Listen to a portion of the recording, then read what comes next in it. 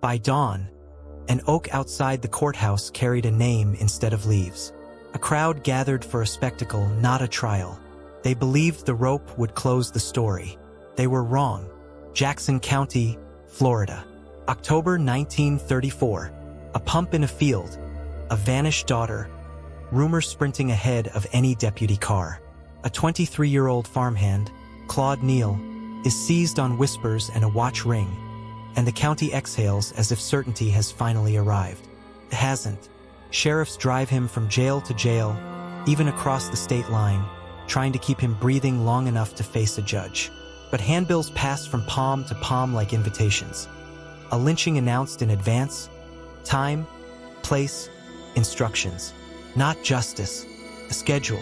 The last night is not a hearing. It is theft. Men with jackets for masks break a lock, drag Claude into the pines, and do what they came to do away from eyes and flashbulbs so they can claim the kill before the thousands arrive. Before sunrise, they haul his body back like a trophy and stage it at the victim's family farm. By mid-morning, he hangs from a tree near the courthouse. Photographs click. Children are hoisted onto shoulders. Souvenirs are taken. When the sheriff cuts him down, the chant rises, "Hang him again!" as if a human life were an encore requested by a pitiless crowd. If this were only cruelty, the story would end there. But cruelty summons witnesses. The cut rope leaves splinters of truth. Investigators arrive with notebooks. Ministers write in the open and pass their notes in secret. Two narratives begin to wrestle in the same square.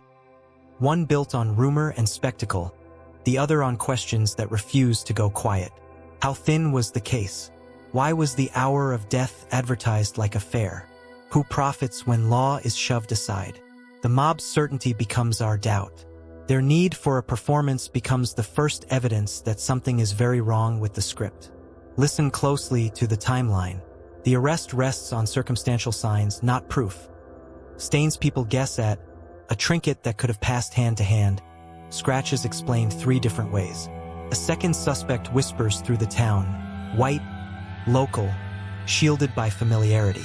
None of that makes it into a courtroom because there is no courtroom. The place built to weigh truth is replaced by a tree that demands nothing but weight.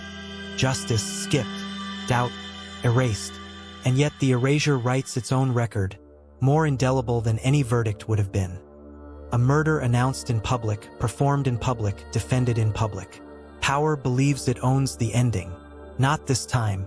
After the body is cut down, the crowd turns its fury on the town. Windows smashed, homes invaded, black families chased into the dark. The sheriff, who could stage bravado before a corpse, cannot stage calm after one. State officials, quiet the day before, are pulled into the open by the noise they allowed to grow.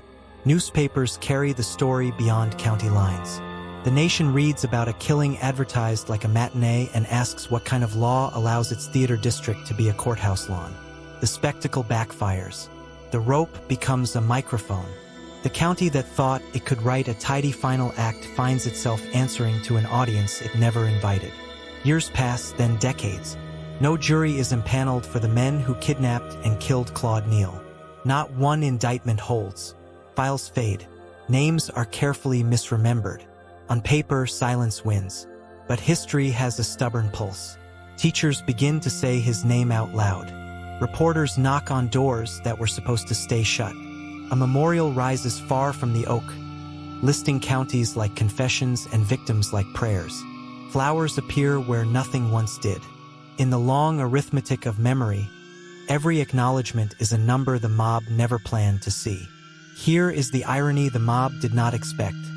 They meant to restore order. Instead, they documented a crime so clearly the future could teach it. They announced the hour. They posed for the camera. They begged the sheriff for a second hanging, as if humiliation could be rehearsed into honor. They tried to be the authors. They became the evidence. Their certainty, loud, shameless, practiced, now argues against them in every classroom where this case is taught. Faces once hidden by handkerchiefs show up in photographs as bright as guilt. The tree holds no secrets. It only casts shade, and even that moves with the sun. So what is justice when the killers were never tried? Sometimes justice is a verdict. Sometimes justice is a mirror that never stops showing the truth. Justice is the marker that says his name where the county once would not. It is a curriculum that refuses to treat terror as folklore. It is a town meeting where "before my time" is not an alibi. It is the promise that due process belongs even to the accused we fear and despise, because when we steal it from them, we hang our own future from the same branch. That is the power shift the mob could not control. The story they tried to end keeps beginning again in the voices of those who refuse to let it disappear. Picture the square now, nearly a century later. No postcards for sale. No chant to rehang a man. Plaque maybe. A wreath in winter. A school bus unloading students who are quieter than the crowd once was. The lesson they get is not tidy, and it should not be. A trial is not a courtesy. It is a covenant. A rumor is a match. The crowd is the oldest defendant we keep refusing to convict. A name, Claude Neal, outlives those who tried to erase it, and in that endurance, something in the balance of the world finally inches back toward level. By dawn, the oak outside the courthouse no longer carries a body. It carries a charge. Choose the room with the judge over the tree with the rope, every time, especially when it is hardest. In 1934, justice was denied in the only way that matters to a life. It was ended. But justice is also a direction, and we control the compass. Each acknowledgement, each apology, each day we refuse the theater of hate is a small verdict rendered in the present tense. The crowd wanted a show. History demanded the truth. And the truth, spoken clearly and kept alive, is how justice finally begins to be served. Let us know your thoughts in the comments below. Don't forget to like, subscribe, and hit the notification bell for future deep dives into the most shocking true crime cases. Thank you for watching. Stay tuned for more true crime cases that demand to be heard.